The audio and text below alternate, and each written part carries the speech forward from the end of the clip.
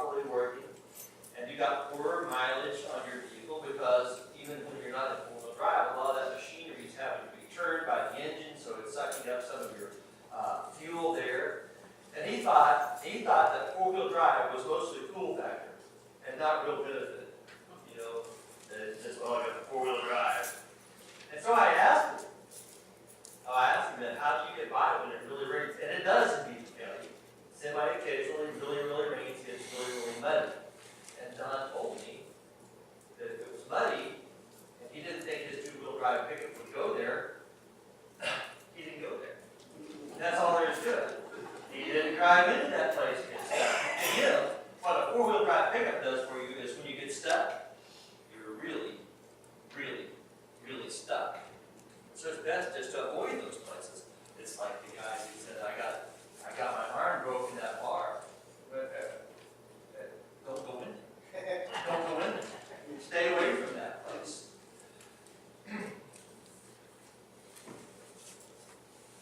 The theory is that sometimes it's just better to avoid trouble than to muscle your way through. Now, we believe in our society, especially amongst us macho guys, in the bigger hammer theory, and I think that's a lot of what's behind these giant trucks with the giant wheels and the carriage that's got all these extensions. I saw one that heated one day. There at the corner of 81 and 412, there used to be a car lot right on that corner, and somebody had traded in one of these monster trucks, and I stopped at the stoplight and I looked over there and I could see a Ford Focus. I saw the whole car. I'm going, oh, that makes sense. But there it was, and it appeals to us because it looks great, it looks powerful, it looks stupendous, and what do you do with that? Perhaps it's just better not to go there. I'm thinking that's probably right. And there are certain things in the life of a leader in the church that it's just better not to go there. You don't want these things. And Paul begins to talk about these. Things you need and things that you don't. Now, back in verse 2, he mentions the quality of hospitality. He says, the elder of the church needs to be a person who practices hospitality. And we misunderstand this quite often. We spitball and really work with people. Especially, there are language things that happen sometimes. One of my favorite stories is that a man that's traveling in Asia and saw a sign in a place where you can stay, get something to eat.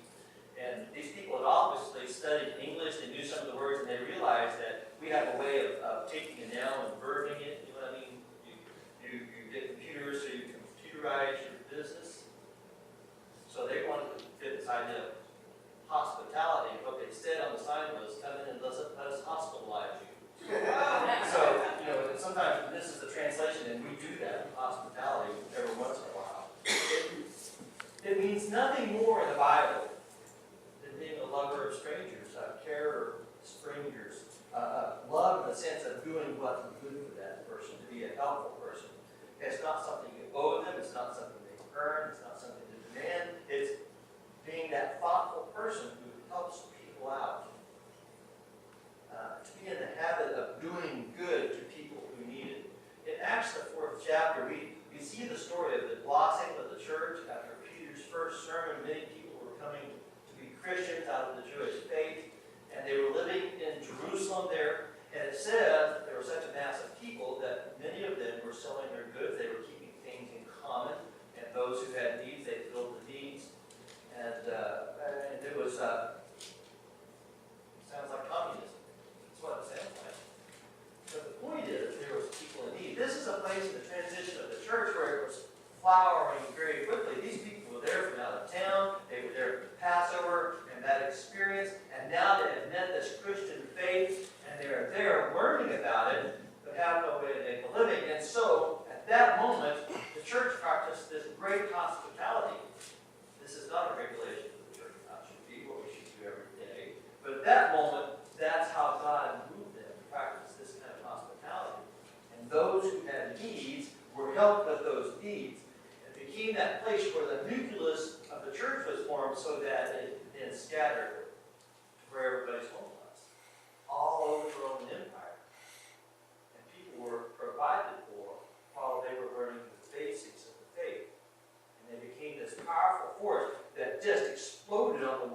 that time. It's an extraordinary situation that God met in an extraordinary way through the hospitable hearts of the faithful in a time of great need. It was that little bit of a boost that helped the people make it in the world and to move forward. This is something that God looks for in his leaders, the ability to share with those who are in need, provide the things that people need in the moment when they are moving forward. Not that it's something that is owed or it's a day-to-day thing every day of your life. It's coming together when God is moving and without grumbling, providing those things and building up those who are in need of it. So the first character quality talked about is hospitality. I'm having a hard time just like that. Somebody she did it out correctly. And as we look into the next verse, that third verse, he says that leader needs to not be given to drunkenness. It's literally the word that says not to be beside wine, not to be a lover of wine. It's not necessarily that it says be a teetotaler. That's not exactly what it says. But not to be a person that's habitually caught in this trap. I've lived a very sheltered life most of my life. Lived on the farm, and then went off to Bible college. And one of my first great experiences with somebody who was really struggling with alcohol was when I moved to Cincinnati to go to graduate school. I got a job at the pizza joint there. And there was at least one fellow there that had quite a thing going on in his life. He was a genuine Sherman Barclay. Just somebody that kind of lived for that part of his life. You don't find a lot of Phi-Beta Catholics taking jobs cooking at a pizza joint. But this fellow was taught there in Cincinnati, which is an interesting place in itself.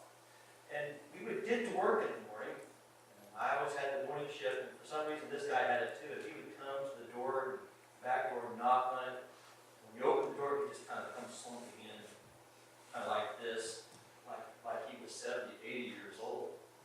And I know people that age, none of them walk like that. Energetic people. And he would come and sit down at the manager's desk. If the manager wasn't there, he'd put his elbows down, and hold his head and both hands like this, and it's just like, oh. And the story would start to come out. Well, I went to the bar, and I drank this, and I said that, and I got in this argument, so I had something more to drink, and this was the story every morning. He was taught as a disciple of the thing that he was waiting to do, which when he had enough money to go back and do the same thing again. And it's astounding